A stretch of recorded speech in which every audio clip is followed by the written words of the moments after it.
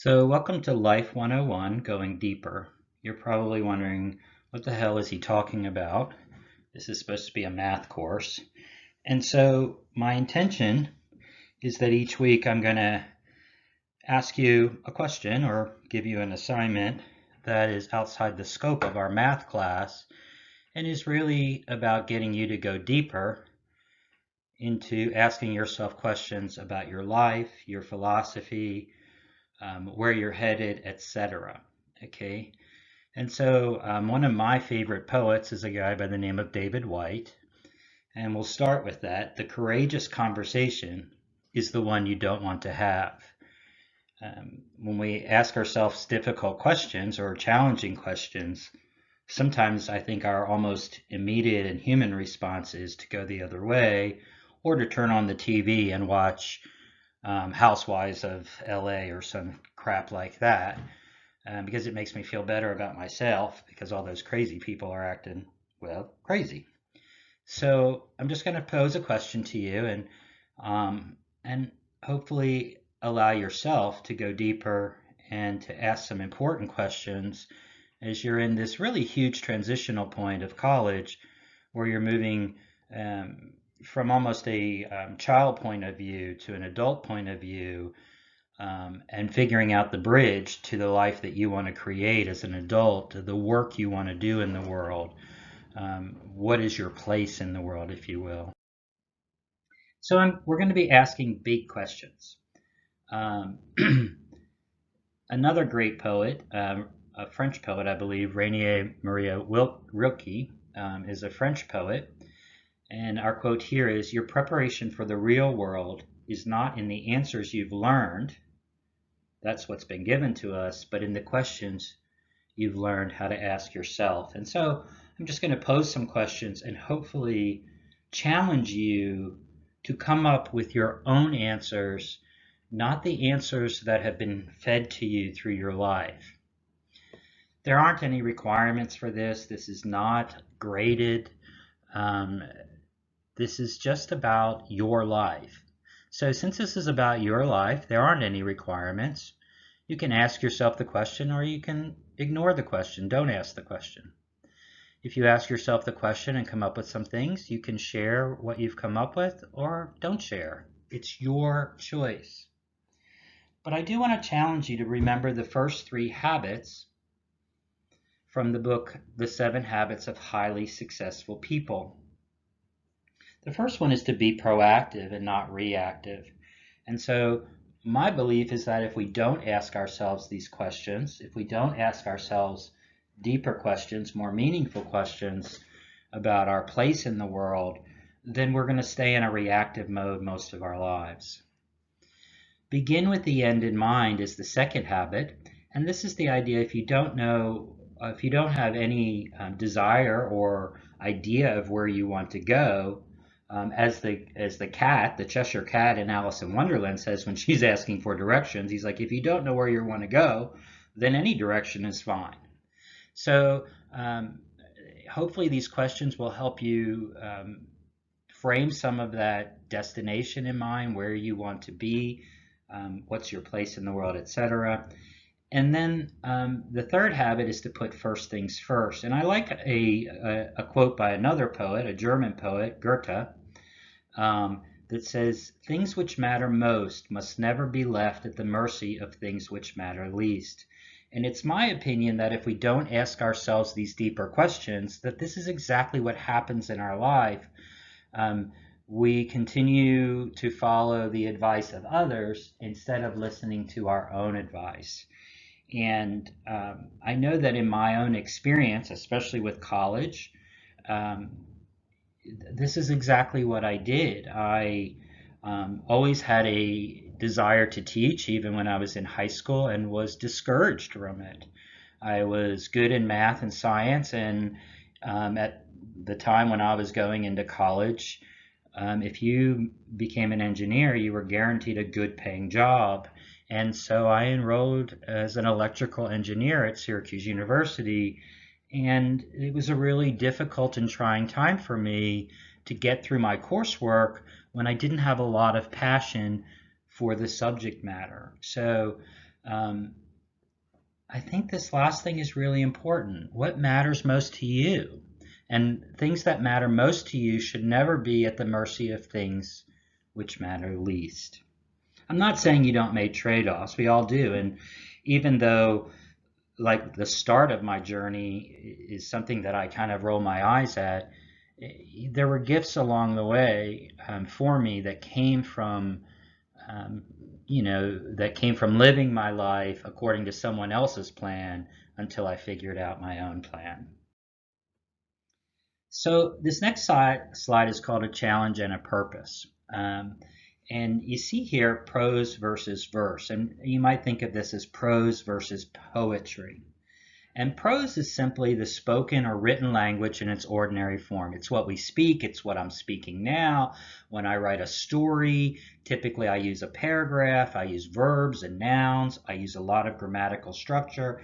Prose is how we operate in the world for the most part. Even to a certain degree, texting with all of our, LOLs and other abbreviations is still a form of prose for the most part. Poetry or verse is writing with no rules. You don't have to have a subject and a verb, although, it's hard to not do that since we've been doing it for so damn long. But it aims to go to deeper themes or deeper thoughts or to touch on the dreams that we have that we may not even be articulating because they're different than what we've been taught that we should want or should do or should say, etc. So I'm going to ask you to use poetry in a certain form to answer some of these questions, or at least if you want to share your answers, to share it in this more abbreviated, direct form. Now, there's a reason for this. And the first one is that most everything we do, most everything we believe, most everything that we say has been taught to us by our people and our culture. And all of this is in prose. So if you answer a question in prose, your brain has all of these quotes that have been given to you throughout your life that are really hard to overcome because we just know that that's the answer to the question because it's been told to us so many times. So if we step away from the prose, though it's challenging, this may create a path towards finding our own answers. When we don't have answers that are put into a poetic form or a verse form, that we can look for what are the deeper themes, what is more important to us, what are the words, what are the ideas that are important to us in answering this question for me, and trying to pull away from what I've been taught and to find my own answers. Now, I'm not saying what you've been taught is wrong, etc. It's just, it may be the perfect fit for you, but don't immediately accept it. Try on some other things and see if they fit better. And so I want you to not only ask yourself questions that you've heard before for sure, but in a direct fashion here, but to use a different form of responding to that question. So hopefully that helps you to go deeper. As I've already mentioned, one of my biggest challenges in life has been to find my own voice, and that started with my choice of majors in college. And so that's part of my motivation behind doing this, is that it was difficult for me to find my own voice, my own thoughts, my own beliefs. And then even once I often thought I found them, it was really challenging for me to actually to live them, especially if it was different. And many times I didn't. I lived there, and I think this happens for everyone. In parts of my life, I didn't live my own life. I've lived someone else's because this is what I thought I was supposed to do. So we're going to use poetry to try to help us find our own path. One of my favorite poets is a lady by the name of Mary Oliver, and this is a favorite poem called The Journey, which I think speaks to this idea of finding your own voice. The Journey by Mary Oliver. One day you finally knew what you had to do and began. though the voices around you kept shouting their bad advice. Though the house began to tremble and you felt the old tug at your ankles. Mend my life, each voice cried. But you didn't stop. You knew what you had to do, though the wind pried with its stiff fingers at the very foundations, though their melancholy was terrible. It was already late enough and a wild night, and the road full of fallen branches and stones, but little by little, as you left their voice behind, the stars began to burn through the sheets of clouds, and there was a new voice, which you slowly recognized as your own, that kept you company as you strode deeper and deeper into the world, determined to do the only thing you could do, determined to save the only life that you could save. The Journey by Mary Oliver. This poem is really special to me, and it came to me one night in the middle of the night on the north coast of Ireland. And I literally took a physical journey walking down cliffs in the dark to the ocean below and just heard the stanzas of this poem.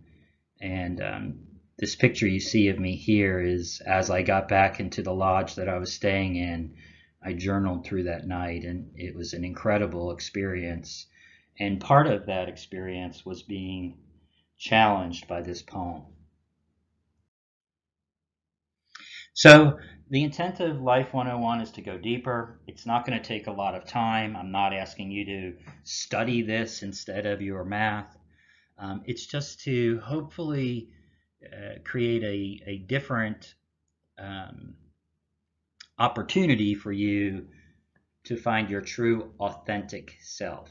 Poetry is often the art of overhearing yourself say things you didn't know you knew. It is a learned skill. It is a learned skill to force yourself to articulate your life, your present world, or your possibilities for the future. It is a learned skill to force yourself to articulate your life, your present world, or your possibilities for the future. This slide says it all to me about why I'm doing what I'm doing. So we're going to use a very basic poetry model called the haiku. And this is a very brief type of poetry or a type of model. It's a Japanese model, and it only uses 17 syllables, not words, syllables. They're typically in 3 lines, with the first line being 5 syllables, the second line being 7 syllables, and the third line being 5 syllables.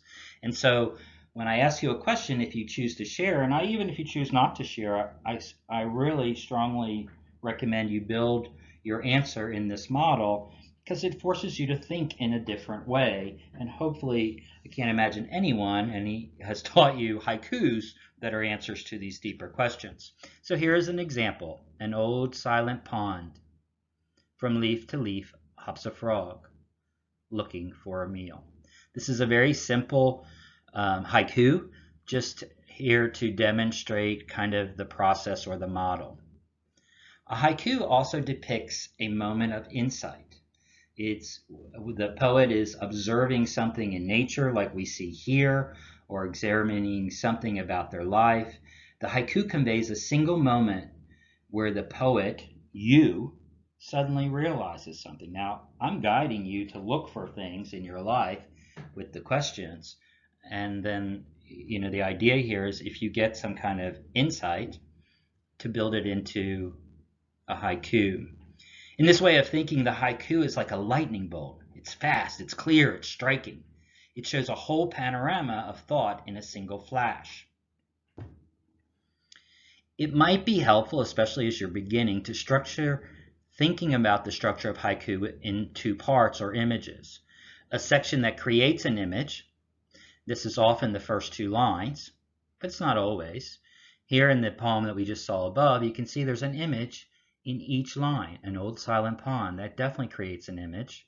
From leaf to leaf hops a frog is another image. The second part is different, but it's connected. And this is where it's an interpretation of what's come before. an interpretation of the image, an explanation of the image, or maybe it's a contrast to the image. So for example, here, the third line is that second part and looking for a meal. So what's happening, it's connecting those two images, the frog and the pond, and what's going on in this image that we've created. This may help give your haiku complexity and roundness despite the brevity. All of this comes from this article that you see at the bottom called How to Write a Haiku. So this is also from that article, and it's an example. And this is directly from the author of that article. Now let's look at one of her favorite haikus by a modern master of the form whose name is Nick Virgilio. Bass picking bugs off the moon. That's the haiku. So let's ask ourselves, does this have a moment of insight?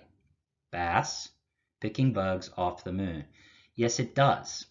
The instant when the poet realizes that from the point of view of the fish, bass are eating their meals from the moon, not the water. And again, what you can see here is that in just trying to explain this, it's taking a lot more words than it did to write the haiku. Okay, is it based on observation? Well, yeah. The first line is a bass. The second one, we can see that too, is picking bugs is another image. Okay, does it have two parts? Yes, the last line reverses the perspective. So we're seeing from the fish's point of view instead of a human's. And does it have a 5-7-5 syllable count? Well, of course it must, right? But no, it doesn't. There's only one syllable in the first line and 3 in each of the other lines. So what's going on here? Well, as I've said throughout this whole Life 101, there aren't really any rules. You make the rules because it's your life, okay? And so I would suggest you stick with the 5-7-5 as a structure to help you get mastery of this. And then, do your thing. You do you. So the last thing I'm going to say is to let it stew, okay? Poetry is so important because it helps us understand and appreciate the world around us. Poetry's strength lies in its ability to shed a sideways light on the world so the truth sneaks up on you. No questions about it. Poetry teaches us how to live. This is the author of that last article.